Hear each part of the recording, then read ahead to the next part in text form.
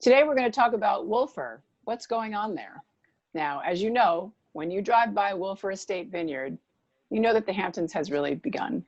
It's an incredibly beautiful property. And how are things going this summer and what's in store for the fall? Joining us is the winemaker and partner at Wolfer, Roth, who is down in the cellar, the most incredible cellar. Roman, how are you? Hello, Angela. Very nice, very happy. The peace before our big harvest, so I'm enjoying the time. Well, you and I go way back. Roll out the barrels. I know we've done some things for NBC in the past with Harvest, and we've done some wine blending. And I know what a fine winemaker you are. Let's talk about what's happened this summer. Obviously, COVID has changed business and entertainment and socializing and all kinds of events on the East End. But how has it affected Wolfer? And talk to me about what's going on there. It is, of course, the biggest disaster is for the restaurants out there, which had to completely close for such a long time and are only open at 50% now. But for us, it's been actually a very good year. We've been very fortunate. I mean, I'm an essential worker, so I haven't missed one day of work yet. Yeah, wine is essential for getting through the pandemic, I have to say. And I think that's one of the reasons why we've done well, because I think, what wines do you buy when you are, anxious and when you are locked up at home? So you want to buy something that you trust and something that makes you feel good. And I think Wolfer Estate Wines really press both of those buttons. So that's been really nice. But the most important is, I think, has been from the beginning, safety. And we saw this coming when my nephews and my brothers in Germany, you could hear that they're working from home, when here people still didn't take it serious. So we were early ready. We were one of the first companies to work for the office from home. We already were set up for that. We have, of course, our drive-through where people drive to the winery, to the wine stand. The booth opens, you throw a case of wine in the back, you don't even touch anything.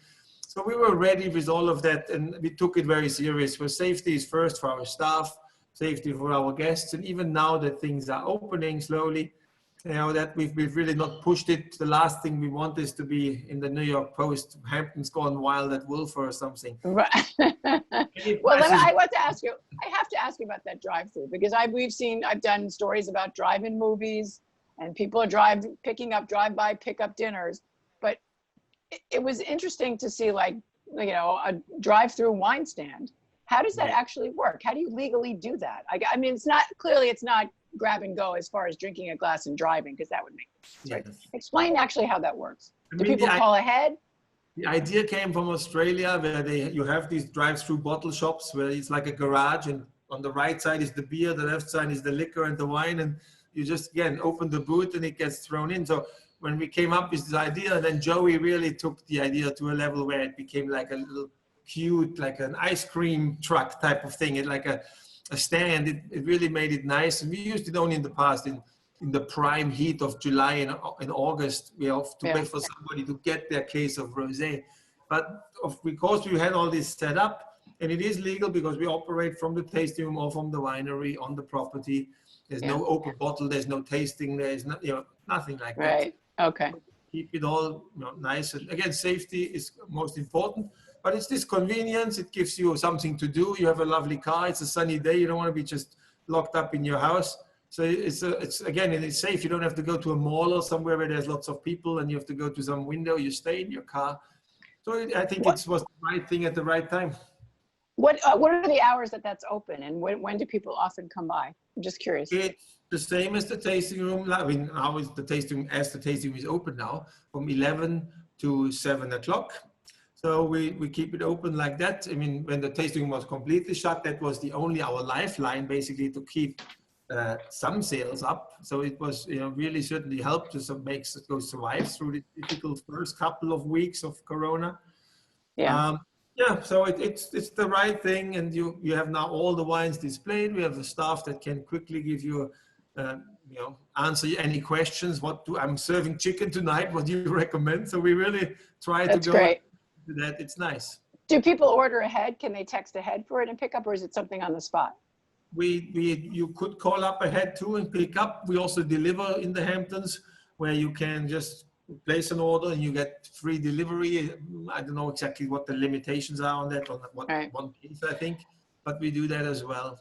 So the wine, so because that's always been such a mecca for Friday nights. I know the Twilight, you know, the series and the performance. So that's not happening right this summer. Not at all. We have no music because you can't tell children sit down, you know, when the music plays, or even adults. So we stayed away completely from the music. We want this really safe experience, and actually people love it. We have more tables on the lawn now, and we kept up to 12 feet of space. We really take it very serious. Well, you've got a beautiful outside, and being outside is the place to be right now. I know. Now the tasting room is open again. Tasting room is open at 50% capacity by reservation only. I mean, we do sometimes, you know, if you can check if there's a walk-in, but normally we only do by reservations. So it's really nice. I must say, I feel safe myself when I walk through. Now I'm getting quite, you know, stern, because at harvest time there is no room for error. You know, the grapes come in. You can't say wait for 2 weeks or 14 days. Right. Well, tell me about that now. What you're harvesting? When does that begin? I love the harvest. You're not going to have the harvest party this year, I would think, right? We will not have the harvest party. Oh, no lederhosen. I look forward to seeing you in your lederhosen. It's the highlight of my year. Yeah, you have to come with your lederhosen. Exactly. But no harvest party this year, so that's quite a shock. But in the meantime, we're sitting on a beautiful vintage so far. We've been blessed with this amazing June and July, and now August as well. Finally, we got 2 wonderful rains, which were much needed 2 days ago. Yeah. Right. And so we are primed. We had, of course, 2019 was the best vintage I've ever had. A number of years since 1992 make wines here. So for us, 19 is the dream. But if we're for 7-8 more weeks lucky, we have a fantastic something unique in the cellar again. Tell me now. Getting through a pandemic, is there really, I mean, I know you were kind of joking, but are people gravitating to a certain type of wine, or is that something that's just random where people, you know, I know for comfort foods, like people go to pandemic pastas, I have, and I'm not even a pasta eater, but I made a lot of pandemic pasta during this time. I definitely, people don't want to roam forever in the liquor store, and you know, and the liquor stores don't encourage it either. And at some stage, there was only a tiny little window open where you could place an order, or you couldn't even go inside. So if you can see and shop and bottle and label shop and whatever, what do you buy? You buy what you know and what you trust and what you love. And luckily, Wolfer has that name, and we have that. We fulfill that. We have this consistency, so you don't have to taste it first. You know it's going to be nice. So knock on wood. Yeah. Tell me about the conditions. Like your season is really, when do you start actually harvesting the grapes, and what is important towards making a really good, what makes your year? Is it a combination of weather, or what is it? Well, if the wine is good, it's the winemaker. If the wine is bad, it's the weather. Exactly. Nah, but seriously, it's a combination. Obviously, you have to have great weather, and you have to have lots of sunshine, which we of course have. We're on the same latitude as Madrid and Naples here on Long Island, so we have beautiful sun influence. This year has been excellent. It has been warm, has been dry, not too much rain, which gives you humidity, gives you more fungus pressure, higher pressure. We farm sustainably, so we don't want nobody wants high fungus pressure. So all that is great, and most important is, of course, our biggest enemy would be a hurricane or a hurricane remnant. And so far, we've been lucky. Even the one that came, Isaiah, whatever it was called, that it didn't rain. It was some wind, but it didn't do anything basically. So it was very fortunate. That could have been at the wrong time, a 5-inch rain. That would have been certainly bad. So we missed it. So that's I think, since 1991 was the last time Long Island had a direct hit. I came in 92, so I'm the good luck charm, they say. So. Oh, of course. Now, let me ask you, in terms of, I know beyond harvest, I mean, I was there last year when you had Santa Claus and all the incredible wreaths that were decorated for the lighting of the vines. Now, we don't know yet. Is that going to be a play-by-ear thing, or let's see what's happening in the world? We follow exactly what Cuomo has said. We have been, and more actually, we've been safer than that. We tried, it's no point, it's no point making a quick buck. Wolfer is here for the long haul. This coronavirus is not going to make a dent into our business plan, into our long-term plan. So yes, we have to adapt. We're wearing masks all the time, of course, so and lots of safety things. But Yeah, so if we miss again the harvest party, life will go on as long as we make great wines and consistency, and that will start in the middle of September. We'll start with the sparkling wine, and the rosé is basically. I love those are so good. I mean, I those mean, are so good, and I like the ciders. I like the rosé cider especially. I have to say. ciders are a lot of fun too, and there's a new one in the making. I can't talk about it yet. Oh, But, okay. so there's always something cooking at Wolfer Estate for sure. Yeah, so harvest comes at the end of October, will be the top red. So it's a long season, and it's like a tomato. Nobody likes an overripe tomato. The same thing with Right. grapes. You have to make a fresh and elegant rosé. You need to have picked the grapes when they are at the right time, elegant. And if you want to make a rich, lush Merlot, like which is in the barrels here behind me, then you wait as long as you can, and you take risks, and you go all the way till end of October. So Roman, so you are still connecting with wine club members and other people who are interested in what's going on at Wolfer through these Zooms, correct? The Zoom meetings have been fantastic. That's, if there's anything great out of this whole Corona time, is that we started these Zoom meetings. We are sitting with our customers. I'm sitting in your library. I'm sitting on people's deck. They're sitting with me in the wine cellar. It brings us very close. And how often would you spend 45 an hour talking to people about food and wine and life in general? So they're really nice. Our distributors, I love it for many different things. Why fly to South Carolina to meet with my distributor?